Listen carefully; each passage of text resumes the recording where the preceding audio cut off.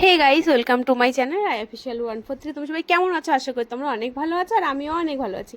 আর এখানে দেখো সোনামা কাঁদছে, আমি একটুখানি যাব ভুরু তুলতে, মানে বাড়ি যাবো, তাই একটু আইব্রো করতে যাবো, তাই জন্য আমাকে যেতে দেবে না, কাঁদছে। তাই জন্য কি করবো, ছোটদিকে একটু ফোন করে নিয়েছিলাম, আর এখানে আমি এটা ঘোলা করে দিয়েছি তো তোমরা নাম্বারটা দেখতে না পাও।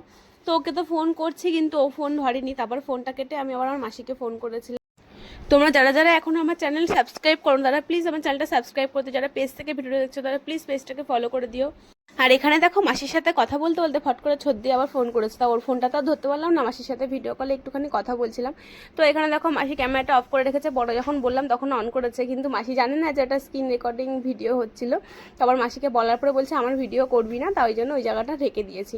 তো দেখো ছাতাটা নিয়ে আমি বেরিয়ে গেছি, সোনামাকে ভিডিও কল করে দেখানোর পরে ও চুপ হয়েছে, তারপরে আমি বেরিয়ে গেছি মার কাছে রেখে। আর এখানে দেখো রাস্তায় কি রোদ্দুর, সেরকম একটা লোকজনও নেই। এই যে দিদির বাড়ি চলে এসেছি, আমাদের বাড়ির থেকে এই দিদির বাড়ি 2 মিনিট, তাই জন্য ছাতা নিয়ে নাইটি পরেই চলে এসেছি। তোমাদেরকে দেখো দিদিভাইয়ের নাম্বারটা আমি দেখিয়ে দিলাম, আর কি কি করে সেগুলোকেও তোমাদেরকে আমি দেখিয়ে দিলাম। তারপর দেখো এখানে এসে বসেছে, আর কি গরম লাগছিল। আর দিদি না তখন প্রায় 10টা মতন বাজে, খেতে বসেছিল, বলছে একটু বসে না, আমি পরে করছি।